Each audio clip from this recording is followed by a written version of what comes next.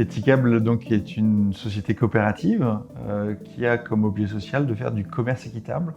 Donc on achète des produits ou des matières premières à des organisations de producteurs dans les pays du Sud, mais aussi en France.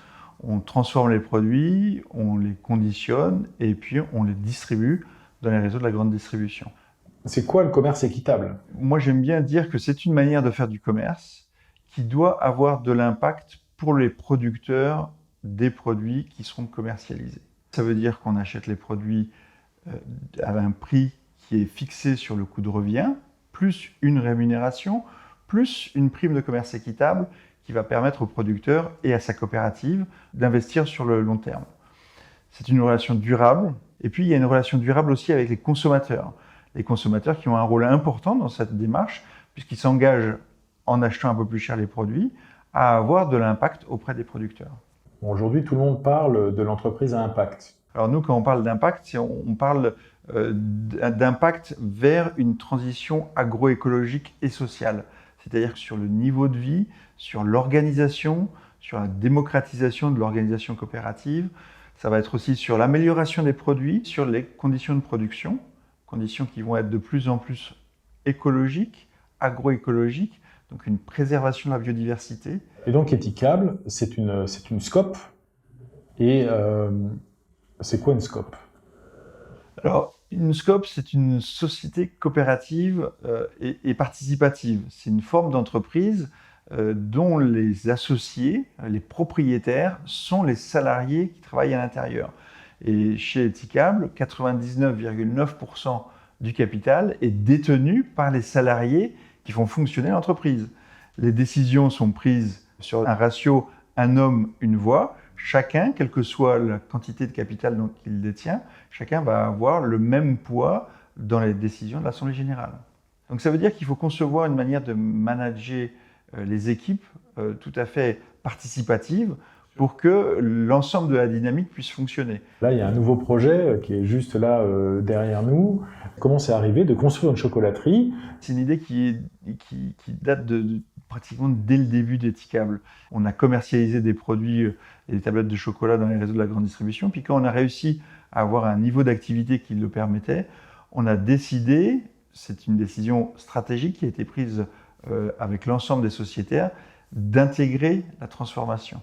Et donc au bout de 3 années de conception et de travail, on a réussi à mettre en œuvre le chantier qui a duré 2 ans. Et puis on vient de démarrer aujourd'hui la production des premières tablettes. Quel est le chemin un petit peu, les quelques grandes étapes de la fabrication d'une tablette, entre le produit qui arrive ici et puis le produit fini?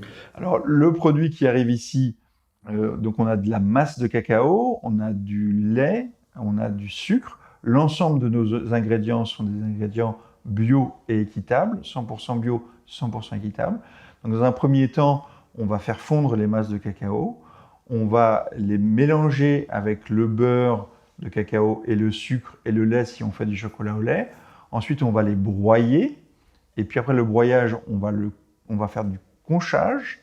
Le conchage va nous permettre de faire après un chocolat liquide. Ce chocolat liquide va être tempéré, moulé dans des moules et puis ensuite conditionné et stocké.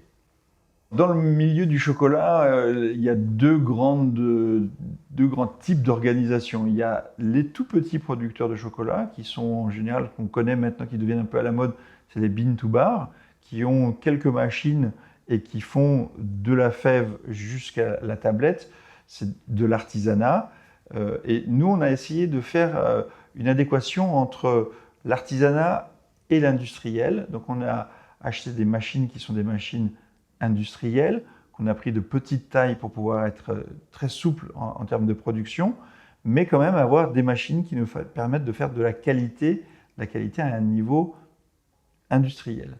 Et donc aujourd'hui, on a des machines qui sont tout à fait identiques à celles des grands chocolatiers connus et qui nous permettent de faire des chocolats fins d'une qualité supérieure avec des batchs de petite taille pour pouvoir être très flexible, mettre en valeur certaines origines de fèves, mettre en valeur certaines recettes plus que d'autres et pouvoir être très réactif par rapport au marché.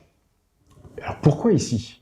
Pourquoi dans le Gers? Le commerce équitable, c'est une notion de commerce, mais ça va au-delà. Dans le commerce équitable, on s'engage sur une manière de vivre, une manière d'entreprendre. Et effectivement, le fait de s'installer ici, de créer de l'emploi, de développer une activité économique qui a des retombées sur le territoire et qui ne pourra jamais être délocalisée puisqu'on est une SCOP et que les propriétaires de l'entreprise sont les salariés qui sont eux-mêmes ancrés dans le territoire, fait qu'on est effectivement équitable plus avec cet ancrage territorial. Quand le consommateur achète une tablette de chocolat étiquable, qu'est-ce qu'il vient chercher? D'abord, il vient chercher un produit qui a du sens. Ensuite, il va venir chercher un produit qui est bon, qui est intéressant. Et puis souvent, il va s'intéresser à des choses un peu nouvelles, puisqu'on essaie toujours de communiquer autour de nos produits. Donc non seulement il va avoir de la nourriture pour son estomac, mais il va avoir aussi de la nourriture pour son esprit. Stéphane, merci pour ton accueil, pour cette visite, pour la dégustation. On s'est régalé, les chocolats étiquables sont délicieux, n'hésitez pas à les déguster. Nous, on est toujours très content de partager notre projet avec nos visiteurs. Si vous vous demandiez ce qu'était une entreprise à impact, je crois qu'avec Étiquable, on a un super exemple. Je vous invite à évidemment suivre l'agence Grain Blanc sur nos réseaux pour découvrir bientôt de belles histoires.